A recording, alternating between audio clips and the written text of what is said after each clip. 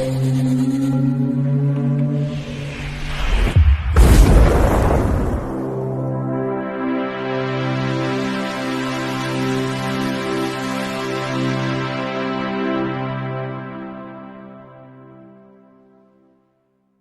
Bayek, it's me Ian, and in today's video, well, I'm continuing my look at the X-Files, and this is Elegy from 1997. Previously, we'd had Zero Sum, and the next one will be Demons. Now this is season 4, and this is episode 22, and it's a Monster of the Week story. Okay, so this was transmitted on the 4th of May 1997 on Fox. On the 29th of June 1997 on Sky, and on the 18th of February 1998 on BBC One. It's written by John Scheiben again,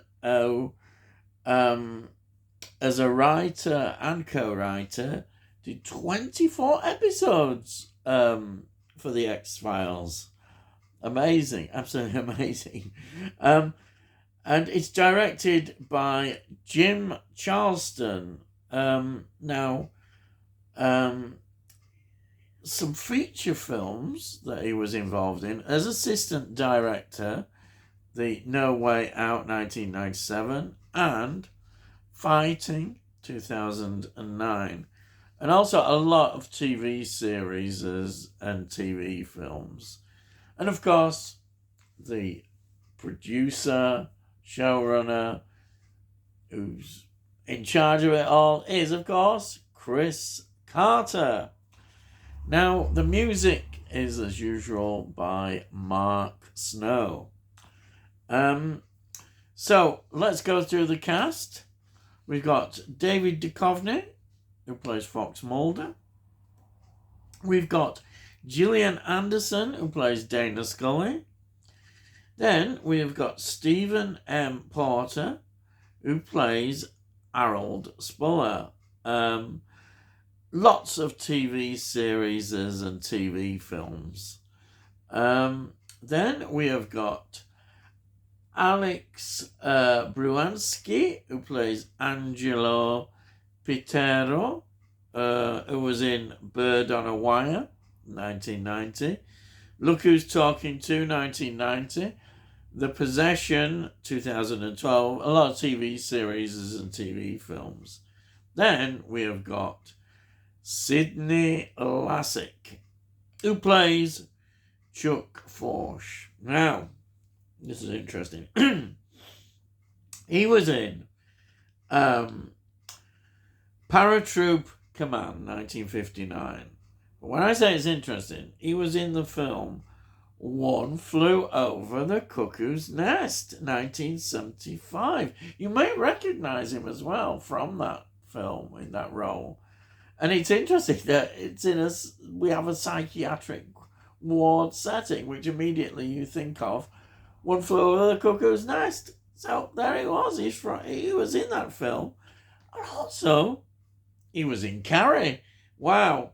The 1976 brilliant horror film, Carrie.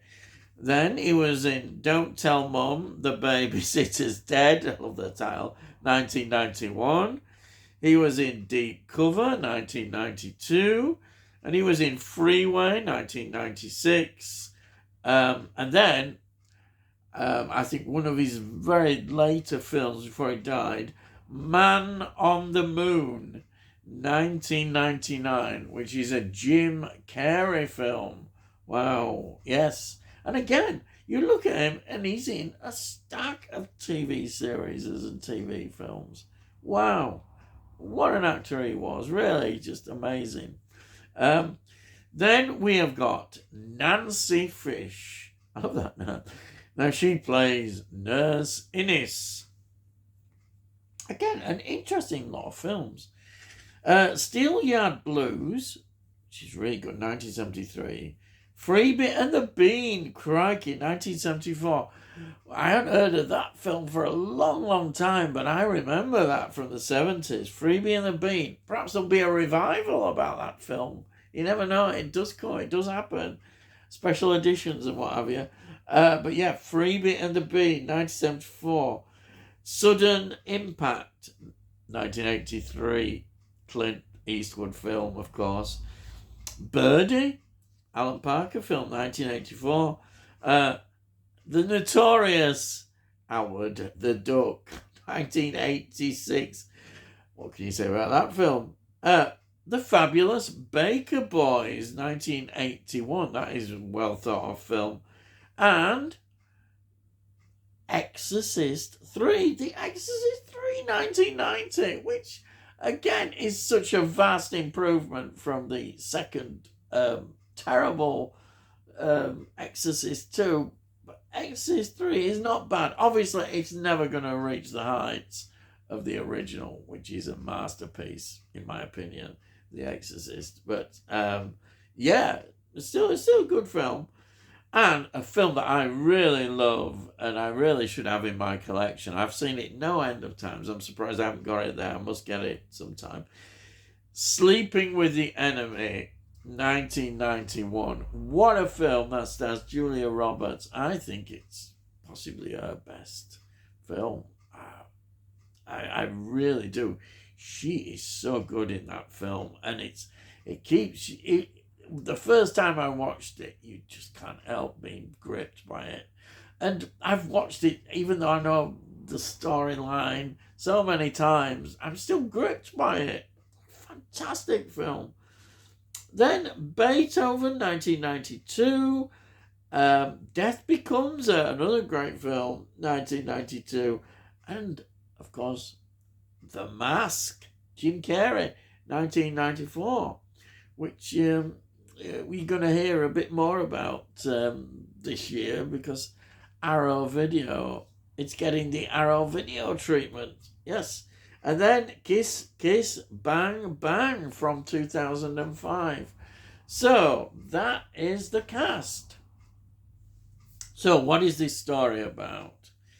Now, apparitions of a woman killed by a serial killer start appearing to people, and Mulder believes, because they're called in, of course, into the investigation, Mulder and Scully, he believes that they may be harbingers of death for those who see them. Now, if you're a harbinger,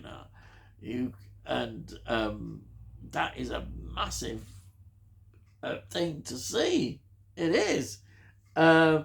But Scully is, of course, skeptical. But then she sees one herself. And this is where the story becomes interesting. And because she also sees this message, she is me, which has been mentioned quite a bit throughout the story. And, of course, this has a lot of significance for Scully, because the great thing about this episode is that it's also now looking at her cancer, and she is now seeing some more elements of her condition with her nosebleeds. And then she sees this, of course, and this is really going to, I think, affect her, and it does. It can't help but affect her because she knows her own mortality now. She's going to die of this cancer. It's terminal, and there's nothing that can be done about it. But of course, we know something will happen in the end. Yes. Otherwise, it's the end of the series. But yes, just if you look at this, that is a very powerful thing for her. And that, in many ways, though we have this story going on, it's also a real look at um, Scully's cancer developments, because we know this story is developing now, and it's very, very interesting the way it's developing. I mean, we're getting near the end of the season as well, so you can see all sorts of connotations here, and I think another great thing about this episode is you see that affection between Mulder and Scully. It's very strong in this episode. You can see it there, and that's a real plus to this. It's a very good episode. This I really enjoyed it, and it's one that you remember for a lot of reasons. But I think a lot of it is the underlying power of how Scully is dealing with cancer, or not dealing, some would say. I mean, she's back, she's working. I can see people thinking, why is she still working? Why doesn't she,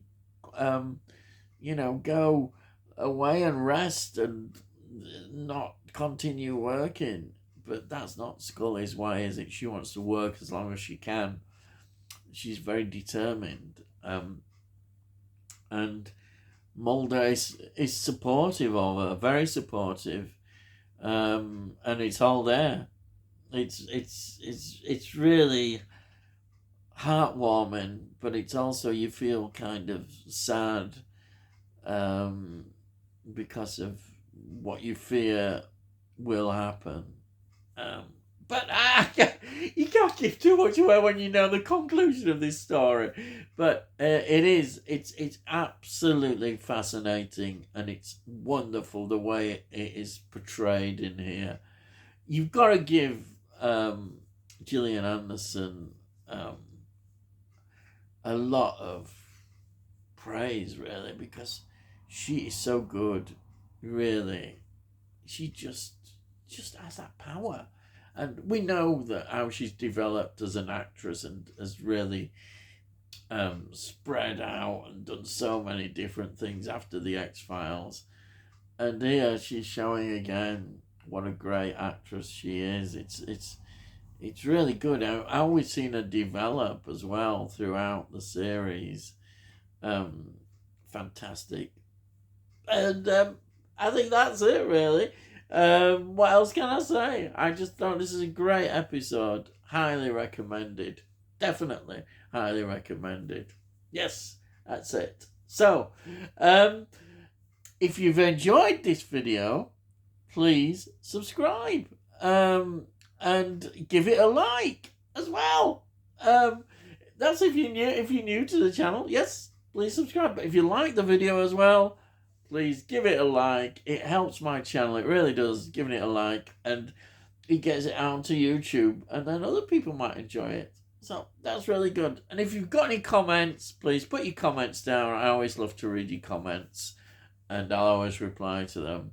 And if you want also to look at previous reviews, just say look in the... you can see them all there. I've got them all filed together, and it's well worth looking in there if you're interested in the X-Files and you're new to the channel. So just have a look there, you'll see them all that I've done. And that's it, really. Yes. Okay, so that's it. All I've got to say is I'll see thee again.